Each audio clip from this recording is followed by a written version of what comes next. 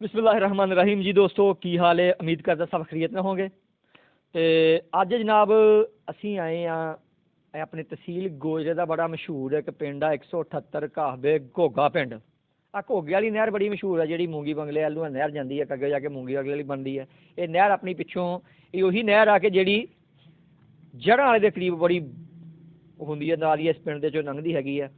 तो मेरे एक बजुर्ग मौजूद ने ये बजुर्ग ने जनाब पाक आर्मी के रिटायर फौजी। अज दिन है वा 23 मार्च का बड़ा ही अच्छा दिन है। 23 मार्च 1940 में जो अपना करारदाद पाकिस्तान मंजूर हुई सी तो उस दिन की मुनासबत एक बने तो खुशियां मनाई जा रही जनाब। चार चफेरे परेडा जारी ने स्कूलों कॉलेजों जी फंक्शन जारी ने अपने साढ़े जोड़े नौजवान ने वो जनाब अपना इस चीज़ को सैलीब्रेट कर रहे हैं बजुर्ग सैलीब्रेट कर रहे हैं।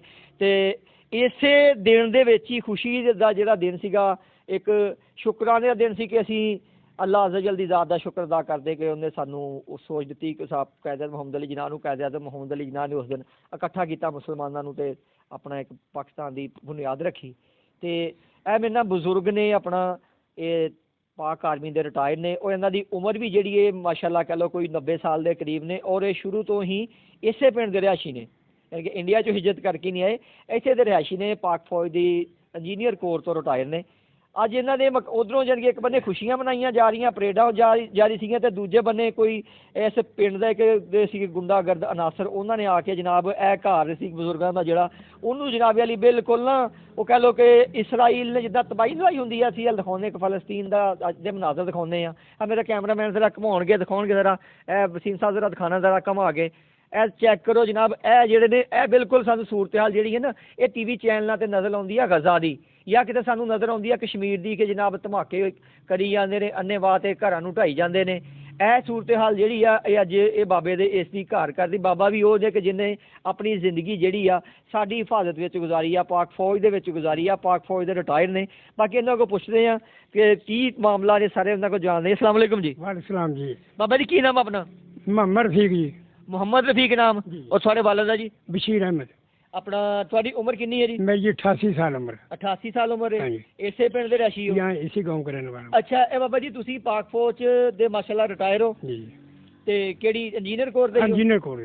ते ए तुहाडे घर जेड़ा जे गजा दा मंजर पेश कर रहा वा ये केड़ा माशाल्लाह एडा एक कोई सच्चा पक्का पाकिस्तानी उठिया वा जेड़ा आन के एडी ये कह लो कि तबाही फिर गया? बाजी एक दहशत गर्द गुंडा आदमी है अमीर आदमी है उन्हें आन के मेरे घर की बर्बादी कर दी है। मेरी राइफल भी लै गया लाइसेंस भी लै गया 10 कारतूस भी लै गया तकरीबन 14 लाख रुपया मेरे को मौजूद सी। मेरी बीवी का 5 तोले जेबर सी वो भी लै गया कपड़े भी लै गया कोई शह छड़ के नहीं गया तो सारे मकान ढा गया।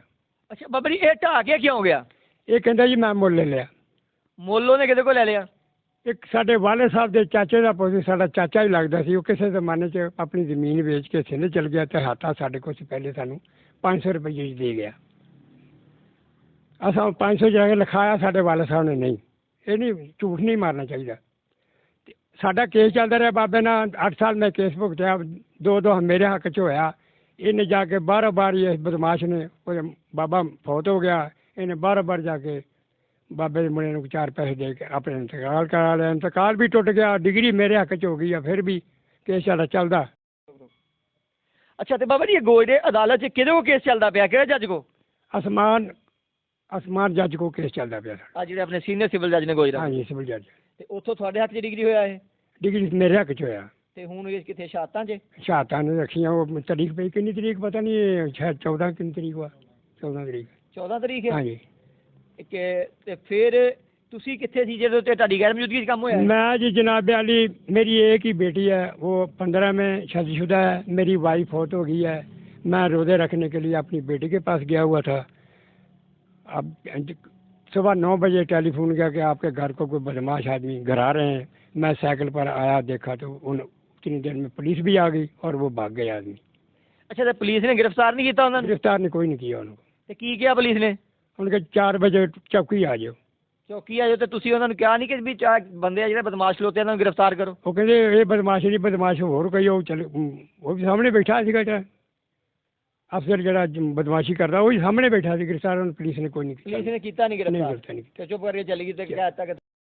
ਤੇ ਬਾਬਾ ਜੀ ਕੀ ਆਲਾ ਹੁਕਾਮ ਅੱਗੇ ਤੁਸੀਂ ਕੀ ਅਪੀਲ ਕਰੋਗੇ? मेरी sir army chief Asim Munir साहब से आगे, उसके बाद वजीर आला मरीम नवाज साहब, वजीर आजम शहबाज साहब, उनके सामने मेरी यही अपील है कि मैं गरीब आदमी हूं, मैंने मुल्क की खिदमत की है, 25 साल नौकरी की है, हवालदारी में पेंशन आया हूँ।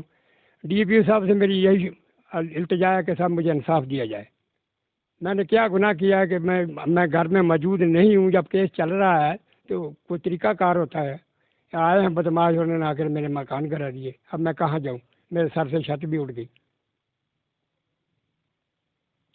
ਤੇ ਬਾਬਾ ਜੀ ਇਹ ਜਿਹੜੇ ਇਹ ਕਾਗਜ਼ ਕੀ ਨੇ, ਤੇਰਾ ਕਾਗਜ਼ ਵੀ ਦਿਖਾਓ ਸਾਨੂੰ। ਇਹ ਕਾਗਜ਼ ਕੀ ਨੇ? एक सारे 2 फैसले दी कापियां वा, जजमेंट ने दो जगजासर जज साहब की जजमेंट वो भी मेरे हक च हुई है, एक दूसरे जज से उन्होंने भी जजमेंट जी मेरे हक च हुई है। फिर भी इन्हें बारों बार इस बदमाश ने आके इंतकाल करा लिया, पता नहीं जाली कराया कि मैं तो जानता कोई नहीं, कहने मेरा असी केस कर दिता, साडा केस चलन दिया, इस ने यह कार्रवाई करती। ਤੇ ਬਾਬਾ ਜੀ ਇਹ ਜਿਹੜਾ ਘਰ ਏ ਇਹਦਾ ਜਿਹੜੇ ਬਿਜਲੀ ਗੈਸ ਦੇ ਮੀਟਰ ਨੇ ਉਹ ਕਿਹਦੇ ਨਾਮ ਨੇ? वो मेरे नाम पर है, मोहम्मद रफीक के नाम पर है, बिजली के मीटर जो है, जब से बिजली लगी है, जब से ਜਦੋਂ ਦੀ ਬਿਜਲੀ ਲੱਗੀ ਉਦੋਂ ਤੁਹਾਡੇ ਨਾਲ? मेरे नाम ने हुए तकरीबन 86-87 की है, सन 1986-87 की गल जो बिजली साड़ी आई है, उदों दे मेरे रिकॉर्ड सारे मौजूद है, देख सकते बिजली के बिल हाले पे है।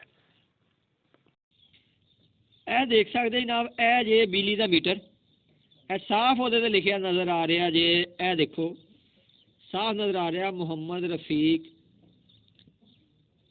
ਸਨ ਆਫ ਬਸ਼ੀਰ ਅਹਿਮਦ, ਚੱਕ ਨੰਬਰ 178 ਗੋਜਰਾ। ਇਹ ਜਿਹੜਾ ਮੀਟਰ ਹੈ ਇਹ ਬਾਬੇ ਦੇ ਨਾਮ ਹੈ। ਇਹ ਮੀਟਰ ਵੀ ਜਨਾਬ ਨੂੰ ਅਸੀਂ ਇਹ ਦਿਖਾਉਂਦੇ ਹੁਣ।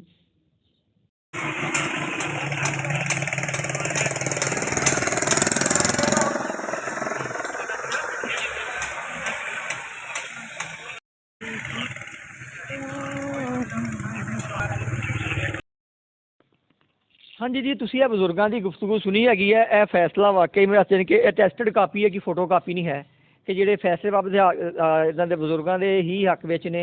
ਔਰ ਇੱਕ ਕੇਸ ਵੀ ਜਿਹੜਾ ਵਾ ਉਹ ਅਦਾਲਤ 'ਚ ਇਹਨਾਂ ਦੇ ਹੱਕ ਵਿੱਚ ਹੋਇਆ ਹੈ, ਔਰ ਅੱਗੇ ਅੰਡਰ ਪ੍ਰੋਸੈਸ ਕੋ ਮਜ਼ੀਦ ਉਹਦੀ ਕਾਰਵਾਈ ਚੱਲਦੀ ਪਈ ਹੈ। ਇਸ ਦੇ ਬਾਵਜੂਦ ਵੀ ਇੱਕ ਆਣ ਕੇ ਇਹ ਕਾਰਵਾਈ ਕਰਨਾ ਜਿਹੜੀ ਹੈ ਸਾਡੇ ਕਹਿ ਲਓ ਕਿ ਕਾਨੂੰਨ ਨੂੰ ਇੱਕ ਬੜੀ ਖੁੱਲ੍ਹੀ ਰਿਟ ਨੂੰ ਸਾਡੇ ਨੂੰ ਚੈਲੰਜ ਕਰਨਾ ਵਾ ਕਿ ਲਓ ਜਨਾਬ ਅਸੀਂ ਤਾਂ ਵਲਾਇਤ 'ਚੋਂ ਆਏ, ਅਸੀਂ ਜੋ ਮਰਜ਼ੀ ਕਰੀਏ, ਸਾਡਾ ਕੋਈ ਕੁਛ ਨਹੀਂ ਵਿਗਾੜ ਸਕਦਾ, ਅਸੀਂ ਤਾਂ ਜਨਾਬ ਡਾਲਰਾਂ ਵਾਲੇ ਹਾਂ, ਅਸੀਂ ਪੌਂਡਾਂ ਵਾਲੇ ਹਾਂ, ਅਸੀਂ ਜੋ ਮਰਜ਼ੀ ਕਰੀਏ ਸਾਡਾ ਇੱਥੇ ਕੋਈ ਨਹੀਂ ਵਿਗਾੜ ਸਕਦਾ। ਅਤੇ ਇੱਕ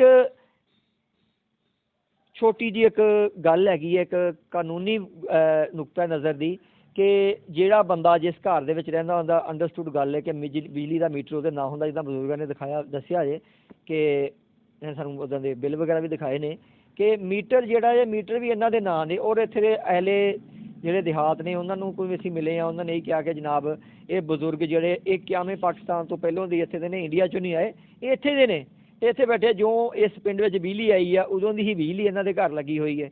ਇਸ ਦੇ ਬਾਵਜੂਦ ਇਹ ਜਿਹੜਾ ਧੱਕਾ ਵਾ, ਇਹ ਜਿਹੜਾ ਵਾ ਬਹੁਤ ਇੱਕ ਚੈਲੰਜ ਹੈਗਾ ਵਾ। ਆਪਣਾ ਵਜ਼ੀਰ ਆਲਾ ਪੰਜਾਬ ਮਰੀਮ ਨਵਾਜ਼ ਸਾਹਿਬਾ ਨੂੰ ਇਹਦਾ ਔਰ IG ਪੰਜਾਬ ਸਾਹਿਬ ਨੂੰ ਇਹਦਾ ਨੋਟਿਸ ਲੈਣਾ ਚਾਹੀਦਾ ਕਿ ਇਹ ਜਿਹੜੀ ਇੰਨੀ ਧੱਕਾਸ਼ਾਹੀ ਔਰ ਉਹ ਵੀ 23 ਮਾਰਚ ਦੇ ਦਿਨ ਔਰ ਕਰਨੀ ਇੱਕ ਗਰੀਬ ਲਾਚਾਰ ਬਜ਼ੁਰਗ ਨਾਲ, ਇਹ ਜਿਹੜੀ ਆ ਇੱਕ ਸਮਝ ਤੋਂ ਬਾਹਰ ਆ। ਅਤੇ ਮੈਂ ਉਮੀਦ ਕਰਾਂਗਾ ਕਿ ਤਮਾਮ ਆਲਾ ਹੁਕਾਮ ਜਿਹੜੇ ਇਹਨਾਂ ਨੂੰ ਇਨਸਾਫ ਦੇਣਗੇ। ਅਸਲਾਮ ਵਾਲੇਕੁਮ।